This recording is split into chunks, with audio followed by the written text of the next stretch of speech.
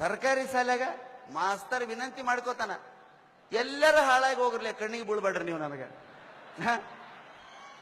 ಯಾಕಂದ್ರೆ ಅವು ಭಯಂಕರ ಮಾತಾಡ್ತಿರ್ತಾವ್ರಿ. ಇಂಗ್ಲಿಷ್ ಮೀಡಿಯಂ ಶಾಲೆಗೆ ಮಾತಾಡಕ್ ಅವಕಾಶ ಇಲ್ಲ, ಕೀಪ್ ಕೊಟ್ಟು ಸುಮ್ಮನೆ ಕುಂದ್ರದ ಕರೆಸ್ತಾರಲ್ಲಿ. ಅವು ಹೆಸರು ಕೇಳಿದ್ರೆ ಎದ್ ನಿಂತು ಬರೇ ಹೆಸರು ಕೇಳಿರ್ತೀವಿ. My name is Prashant Kumar, I studying 6th standard A section, good morning. Kannada medium ಹುಡುಗನ ಹೆಸರು ಕೇಳ್ರಿ ನೀವು. ನಿನ್ನ ಹೆಸರು ಹಿಂಗ ನಿಂದಿರ್ತಾನ, ನನ್ನ ಹೆಸರು ನಿಂಗೆ ಬೇಕಲ್ಲ, ಹಿಂಗ ನಿಂದಿರ್ತಾನ. ನಿಮ್ಮ ಮನೆಯಲ್ಲಿ ಐತ್ಲೆ ಏನು ಆಧಾರ್ ಕಾರ್ಡ್ ಕೊಡ್ತೇನು ಬಂದು ಹಿಂಗ ನಿಂತ ಅಂದ್ರ ಅದು ಕನ್ನಡ ಮೀಡಿಯಮು ಸರ್ಕಾರಿ ಶಾಲೆ ಕ್ಯಾಂಡಿಡೇಟು ಎಲ್ಲಿ ಬಿಟ್ರು ಬದುಕ್ತೈತೆ. ಹೌದಾ? ಮನುಷ್ಯನಿಗೆ ಶಿಸ್ತು ಮುಖ್ಯ, ಯಾವಾಗ ಬೇಕಾವಾಗ ಮುಖ್ಯ. ಬಹಳ ಅನ್ಸುತ್ತಿರ್ತಾವ ಇಂಗ್ಲಿಷ್ ಮೀಡಿಯಂ ಹುಡ್ರು. ಇಂಗ್ಲಿಷ್ ಮೀಡಿಯಂ ಹುಡುಗರಿಗೆ ರಾಮಾಯಣ ಮಹಾಭಾರತ ಗೊತ್ತಾ ಅಂತ ನೋಡಿದೀವಿ ಸರ್ ಅಂತಾರ. 8,000 ವರ್ಷ ಅಥವಾ ಆಗಿ ನೋಡಿವಂತವ್. ಟಿವಿಯಾಗ ನೋಡಿದ ಮಹಾಭಾರತ ರಾಮಾಯಣನ ಅವು ರಾಮಾಯಣ ಅಂತ ತಿಳ್ಕೊಂತವ. ಆದ್ರೆ ಮಹಾಭಾರತ ರಾಮಾಯಣವನ್ನ ಓದಲಾರ್ದ ಸಹಿತ ನಮ್ಮ ಜನರಿಗೆ ಗೊತ್ತೈತಿ ಅಂತ ಗ್ರಂಥಗಳದು. ಅವು ಶಾಲೆಯಾಗ ಹೇಳ್ತಿದ್ರಿ ಆಗಿನ ಕಾಲಕ್ಕೆ. ಈಗ ಟೆಕ್ಸ್ಟ್ ಎಷ್ಟೈತೆ ಅಷ್ಟ ಮಾತಾಡ್ತಾರ. ನಮ್ಮ ಕಾಲಕ್ಕೆ ಎಂತೆಂತ ಕಥೆ ಹೇಳ್ತಿದ್ರು, ರಾಮಾಯಣ ಮಹಾಭಾರತ. ಈಗಿನ ಮಕ್ಕಳಿಗೆ ಗೊತ್ತಿಲ್ಲ. ಒಂದು ಇಂಗ್ಲಿಷ್ ಮೀಡಿಯಂ ಹುಡುಗಿ ಬಂದು ಅವ್ರು ರವ್ವನಿ ಕೇಳ್ತಂತ, ಮಮ್ಮಿ ರಾಮ ತನ್ನ ವೈಫ್ ಸೀತೆನ 14 years ಯಾಕೆ ಫಾರೆಸ್ಟಿಗೆ ಕರ್ಕೊಂಡು ಹೋದ? ಯಪ್ಪ, ಶ್ರೀರಾಮಚಂದ್ರ ಇಲ್ಲ, ಸೀತಾ ಮಾತೆ ಇಲ್ಲ, ವೈಫ್ ಅಂತ. ಇನ್ನು ನಮ್ ಗುಣ ಡವ್ ಲವರ್ ಅಂದಿಲ್ಲ. ರಾಮ ತನ್ನ ವೈಫ್ ಸೀತೆನ 14 years ಯಾಕೆ ಫಾರೆಸ್ಟಿಗೆ ಕರ್ಕೊಂಡು ಹೋದ? ಅವ್ರವನು ಇಂಗ್ಲಿಷ್ ಮೀಡಿಯಂನಾಗ ಕಲ್ತಕ್ಕಿರಿ. ಏನು ಉತ್ತರ ಕೊಡ್ಬೇಕು? ಮೋಸ್ಟ್ಲಿ ಅವಾಗ ಲಾಡ್ಜಸ್ ಇರ್ಲಿಲ್ಲ ಅನ್ಸತ್ತೆ. ಒಟ್ಟ ಹಿಡಿಯಲ್ರಿ. ನಮ್ಮ ಹಳ್ಳಿ ರೈತನ ಕೇಳ್ರಿ, ರಾಮ್ ಯಾರು, ರಾವಣ ಯಾರು, ಭೀಮ್ ಯಾರು, ಅರ್ಜುನ ಯಾರು ಹೇಳ್ತಾರ. ಯಾಕ?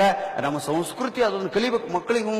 ಮೊನ್ನೊಂದು ಹುಡುಗಿಗೆ ಕೃಷ್ಣ ಕೊಳಲುವುದೋ ಚಿತ್ರ ತೋರಿಸಿದೀನ್ರಿ. ಇದೇನ್ ಹೇಳಿ ಮರಿ ಅಂದೆ. ಏನ್ ಹೇಳ್ಬೇಕು ಹುಡುಗಿ? ಒಬ್ಬ ಹುಡುಗ ಕಟ್ಟಿಗೆ ತಿಂತಿದ್ದಾನೆ ಅಂದ್ಲು. ಯವ್ವ, ಆ ಕಟ್ಟಿಗೆ ತಿನ್ನಕತ್ತಿಲ್ಲ ಹುಡುಗ, ಕೃಷ್ಣವಾದು ಕೊಳಲು ಹಿಡ್ಕೊಂಡೈತಿ ಅಂತ ಹೇಳ್ಬೇಕಾತ್ ನಾವು.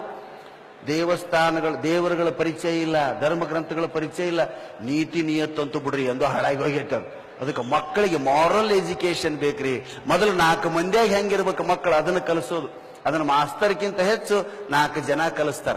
4 ಗೋಡೆಗಳ ಮಧ್ಯೆ ಕಲಿಯೋದು ಜ್ಞಾನ, 4 ಜನರ ಮಧ್ಯೆ ಕಲಿಯೋದು ಸಾಮಾನ್ಯ ಜ್ಞಾನ, ಕಾಮನ್ ಸೆನ್ಸು. ನಮ್ಮ ಮಕ್ಕಳಿಗೆ ಕಾಮನ್ ಸೆನ್ಸ್ ಕಲಿಸ್ಬೇಕಾಗೈತೆ ನಾವು. ಅದನ್ನು ನಾನು ಎಲ್ಲಾ ಕಡೆ ಒತ್ತಿ ಹೇಳದಿಷ್ಟ. ಆತ್ಮವಿಶ್ವಾಸವನ್ನು ತುಂಬುವಂತ ಈ ಕನ್ನಡ ಭಾಷೆಯನ್ನ ದಯವಿಟ್ಟು ಪ್ರೀತಿಸ್ರಿ, ಓದ್ರಿ. ವಾಟ್ಸಪ್ ಹಿಡ್ಕೊಂಡು ಕುಂತ್ರಿ ಅಂದ್ರೆ ಮುಗಿದೋತ್. ನಿಮ್ ಮೈ ಮ್ಯಾಗ ದನ ಹೋದ್ರೂ ಗೊತ್ತಾಗಂಗಿಲ್ರಿ.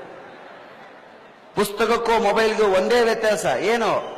ಬುಕ್ ಹೇಳ್ತೈತಂತ ತಲೆ ಬಗ್ಗಿಸಿ ನನ್ನನ್ನು ಓದು, ತಲೆ ತಗ್ಗಿಸಿ ನನ್ನನ್ನು ಓದು, ನಿನ್ನನ್ನು ತಲೆ ಎತ್ತಿ ನಿಲ್ಲುವಂತೆ ಮಾಡುತ್ತೇನೆ. ಪುಸ್ತಕ ಹೇಳ್ತೈತಿ ಈ ಮಾತು.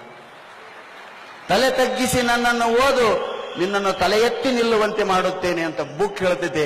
ಮೊಬೈಲ್ ಅಂತೈತೆ ತಲೆ ತಗ್ಗಿಸಿ ನನ್ನನ್ನು ನೋಡು, ತಲೆ ತಗ್ಗಿಸಿ ಒಮ್ಮೆ ನನ್ನನ್ನು ನೋಡು, ನಿನ್ನನ್ನು ತಲೆ ಎತ್ತದಂತೆ ಮಾಡುತ್ತೇನೆ.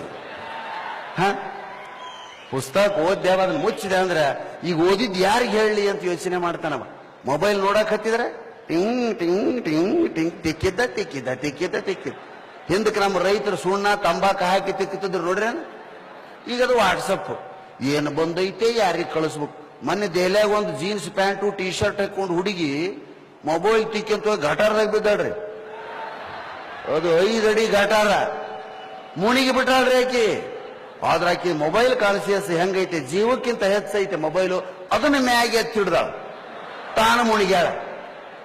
ಅವ ಯಾವನ ನೋಡ್ಯಾನ, ಆಕಿನ ಎತ್ತಿಲ್ರಿ, ಮೊಬೈಲ್ ತಗೊಂಡು ಹೋಗ್ಬಿಟ್ಟಾನ ಪಾಪಿ. ಮತ್ ನಮ್ಮ ಪೊಲೀಸರಿಗೆ ಬಿಡುಗಡೆ ಇಲ್ಲ, ಆಕಿನ ಎತ್ತಿ ಮ್ಯಾಗ ಒಗದಾವ್. ಅದಕ್ಕೆ ಮೊಬೈಲ್ ಎಷ್ಟು ಅನಾಹುತ ಮಾಡಾಕತ್ತೈತೆ ವಾಟ್ಸಪ್ ಮೊಬೈಲ್ ಅಂದ್ರೆ. ನಿಮ್ ಮನಿಗೆ ಯಾರು ಬಂದ್ರು ಮಾತಾಡ್ಸ್ಲಾರ್ದಂಗಾಗಿರಿ ನೀವು. ಒಬ್ರು ಯಾಕೆ ಬರ್ತಾರ? ಒಂದು ಸೀರಿಯಲ್, ಒಂದು ವಾಟ್ಸಪ್. ಹೆಣ್ಮಕ್ಳು ಇಷ್ಟು ಜನ ಬಂದಿರೋದು ನೋಡಿದ್ರೆ ಬಹಳ ಆಶ್ಚರ್ಯ ಆಗೈತೆವ ನಮ್ಗೆ. ಎಂತೆಂತ ಸೀರಿಯಲ್ ಬಿಟ್ಟು ಬಂದಿರ ತಾಯಿ.